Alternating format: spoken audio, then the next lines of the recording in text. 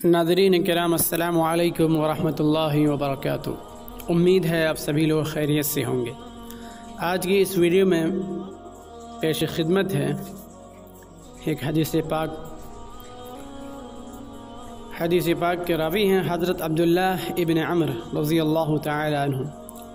روایت کرتے ہیں کہ رسول خدا صلی اللہ علیہ وسلم نے ارشاد فرمایا، جب چار باتیں تمہارے اندر ہوں تو دنیا کے تم سے جاتے رہنے میں تمہارے لیے کوئی نقصان نہیں۔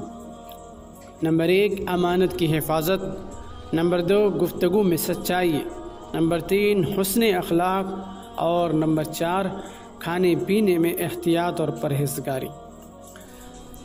حدیث کی تشریح ہے، امانت معنی کے لحاظ سے بہت ہی وسیع اصطلاح ہے۔ خدا اور اس کے بندوں کے حقوق ادا کرنا، عہد و پیمان کا پاس و لحاظ رکھنا، کسی کا راز معلوم ہو تو رازداری کا پورا خیال رکھنا، یہ سب چیزیں امانت کی وسیع مفہوم میں داخل ہیں۔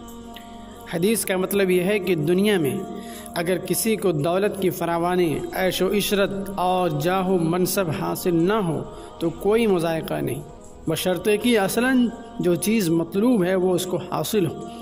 اگر مطلوب شے حاصل ہے تو پھر غم اور پریشانی کی کوئی بات نہیں۔ زندگی میں اصل مطلوب شے کوئی خارجی شے نہیں ہے بلکہ آدمی خود ہے۔ اگر خود کو تباہ ہونے سے اس نے بچا لیا ہے تو دنیا کے چھن جانے پر اسے کوئی غم اور افسوس نہ ہونا چاہیے۔ اس کے برعکس اگر اسے وہ سب کچھ مل جائے، دنیا پرست انسان جس کی طرف رکھتا ہے، لیکن خود تباہ و برباد ہو جائے تو یہ کوئی نفع کا سودا نہ ہوا۔ حضرت مسیح علیہ السلام کا قول ہے، آدمی اگر ساری دنیا کو حاصل کرے اور اپنی جان کا نقصان اٹھائے تو اسے کیا فائدہ ہوگا؟ انسان در حقیقت ایک اخلاقی وجود ہے۔ اگر اخلاقی اعتبار سے وہ اپنی قدر و قیمت کھو دیتا ہے تو اس کے لیے اس سے بڑھ کر کسی اور تباہی کا ہم تصور نہیں کر سکتے۔ ایسا شخص مردہ لاش ہے۔ اس کے دنیاوی ساز و سامان کی وجہ سے اس پر رشک کرنا بے خبری کے سوا اور کچھ نہیں۔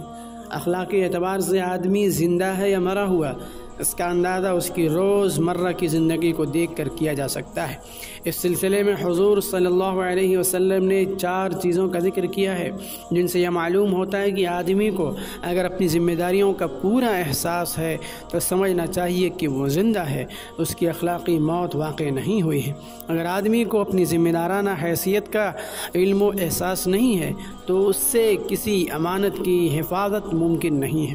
امانت کا محافظ وہی شخص ہو سکتا ہے جو خدا اور اس کے بندوں کے حقوق پہچانتا اور ان کو ادا کرنے کی فکر رکھتا، جس کی زبان ہمیشہ سچائی کے لیے کھلتی ہو، جو حسن اخلاق کا پیکر ہو، کھانے پینے کے معاملے میں جس میں بالعموم لوگ کوتاہی برتتے ہیں وہ حد درجہ محتاط ہو، حرام اور مشتبہ چیز کے قریب بھی نہ پھٹکتا ہو، کھانے میں حد ضرورت کا بھی اسے پورا لحاظ ہو، ایسا نہیں کہ وہ بندہ شکم بن کر رہ گیا۔ اللہ ہم سب کو کہ انہیں سننے سے زیادہ عمل کی توفیق عطا فرمائے۔